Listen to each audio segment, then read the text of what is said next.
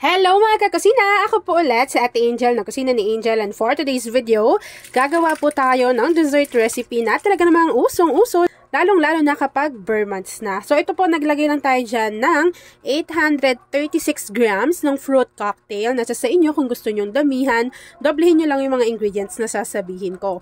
Tapos po, iti-drain lang natin ito. Kapag na-drain na po natin yung ating fruit cocktail, meron din tayo dyang isasama na nata de coco. So ito, ipapakita ko lang sa inyo na napakarami pong flavor or variants ni Tita Ellie ng nata de coco. Dahil maglalagay po tayo ng tig-isang jar nitong nata de coco na color green. Meron din po ako dyang ilalagay na Tita Ellie nata de coco, yung kanilang color white. At ito rin po yung Tita Ellie na nata de coco color red. So nasa sa inyo naman yun kung gusto niyo isa lang, isang kulay lang. So ako kasi, since gusto ko yung talagang makulay na makulay, tas gusto ko rin yung nata de coco. So yan, dadagdagan na natin yan. Ito yung color white. After nun, meron din naman dyang kaong, pero ako hindi na ako maglalagay.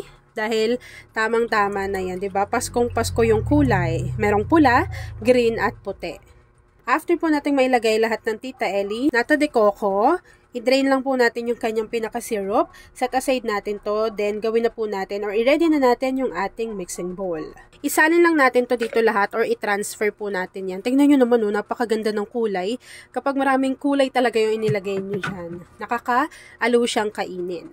Again, yung paglalagay po ng nata de coco na iba't ibang kulay ay optional.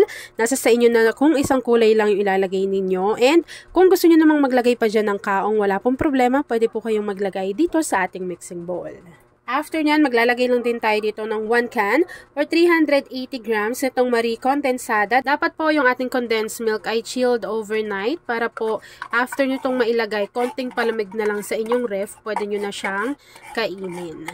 After adding ng ating condensed milk, maglalagay rin tayo dito ng 1 can or 380 grams ng chilled overnight na all-purpose cream.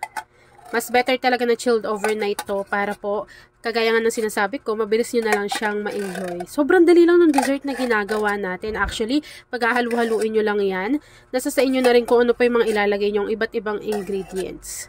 After adding ng ating condensed milk, pati ng ating all-purpose cream, haluin lang po muna natin ito ng maigi para mag-combine. Ayan, para kumalat lang din yung ating all-purpose cream, pati yung ating condensed milk. Diba?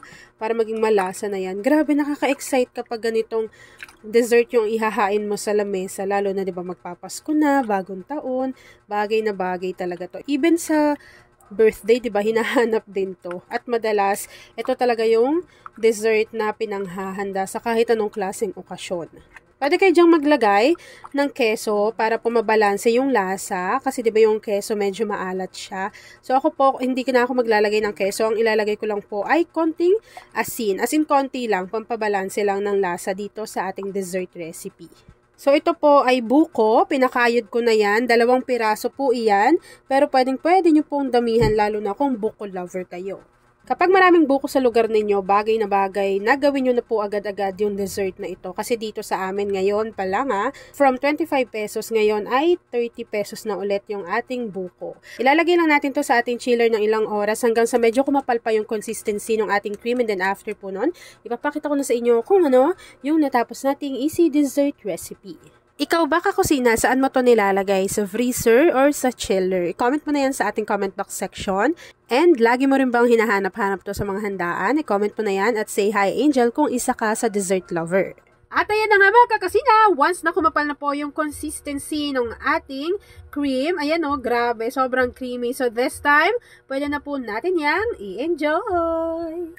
At ayan na nga mga kakusina, tapos na naman po ang ating easy and super creamy dessert recipe na buko salad. Kung nagustuhan mo yung ating video, please like and share this video. At kung hindi ka pa nakakapag-subscribe sa ating YouTube channel na Kusina ni Angel, please click subscribe button, click mo na yung notification bell, click all para lagi kang updated sa bawat ina-upload kong mga videos. Yun lang mga kakusina, thanks for watching and enjoy this video.